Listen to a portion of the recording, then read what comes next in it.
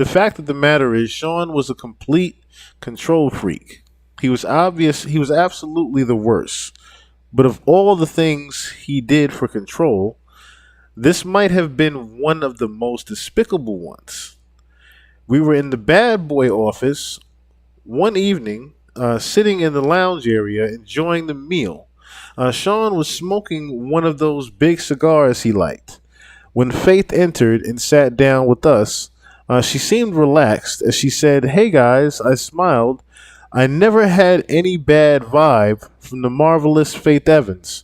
We never talked about the wild time the three of us shared at one of Sean's parties. I gave her a hug.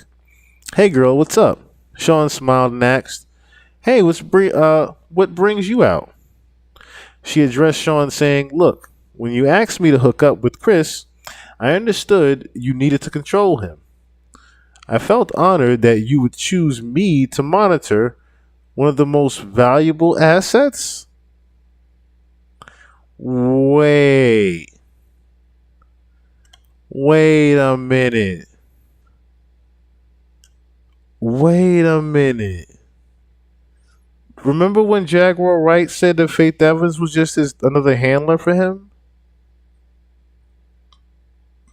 Yo.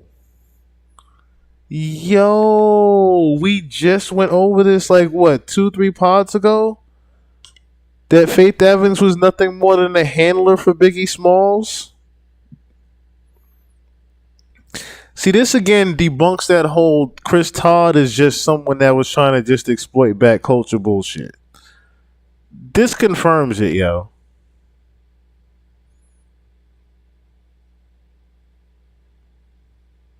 Yeah, it was Faith. Faith was just a handler for Big. This confirms it. Kim saying it from the grave herself. She witnessed the talk and the conversation. Says it right here. "I understood you needed to control him. I felt honored that you would choose me to monitor one of your most valuable assets. Chris is sweet." Sean laughed and said, "Honestly, I knew you would be good. Make the big man feel loved. I don't feel good about all of this, Sean." Sean got that look into his eye he gets before he blows his top. Faith saw it also. She treaded carefully. "Sean, you know I'm as loyal as they come." "No, you ain't." Sean leaned forward, unintentionally threatening, and said in a low tone, "Yeah." But Sean, Chris, and I had a child together. Oh yeah, Sean, Chris, and I had a child together. Sean leaned back. He let out a deep breath. "I'm gonna take care of you. You're not like Chris. You're loyal." Faith had a tear in her eye as she responded. "What it do, Fairy B? What it do, Kim Official?"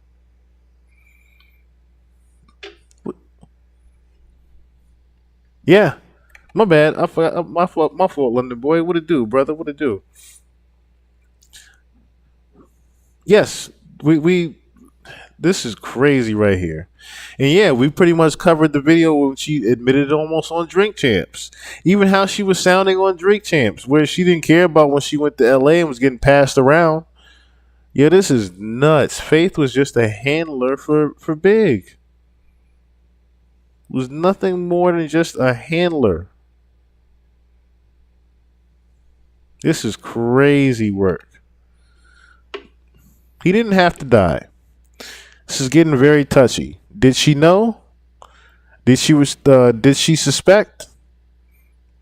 Was this her trying to find out if Sean intentionally killed Biggie?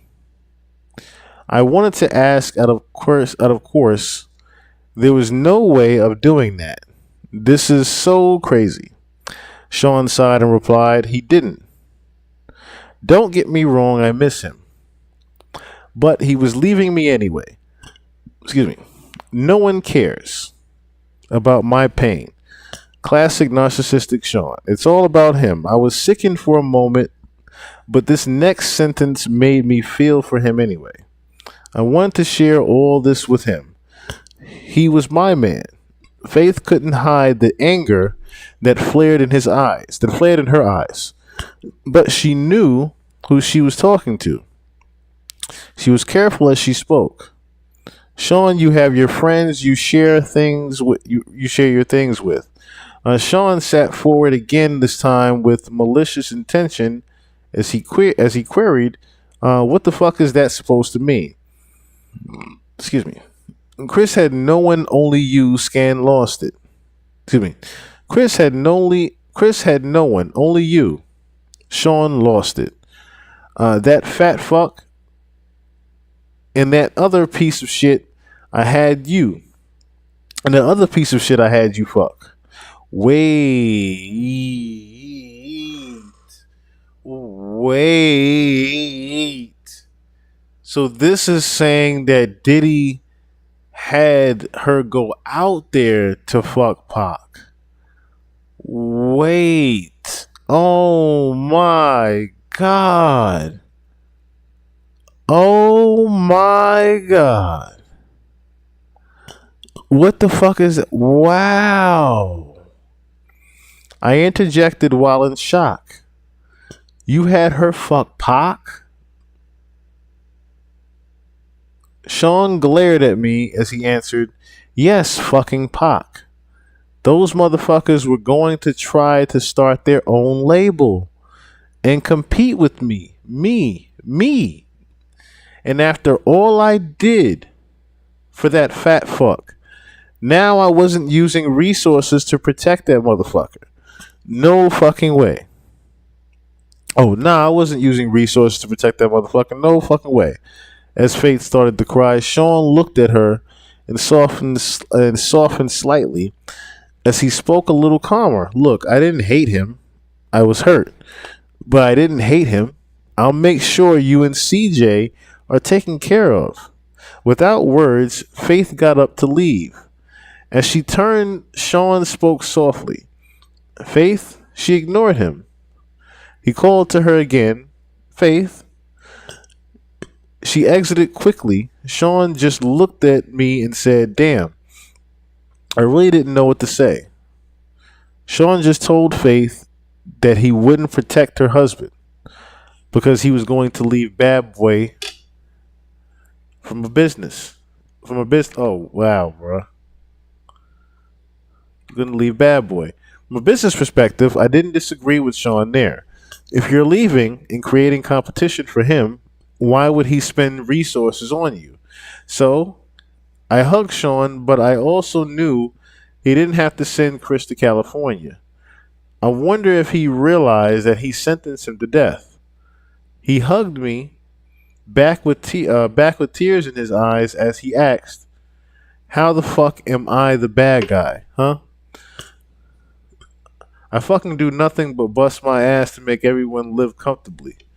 And I'm supposed to just let niggas walk all over me?" As I held him in comforting embrace, I replied, "No, baby." He took me right there on the couch. Like I said, Stockholm Syndrome.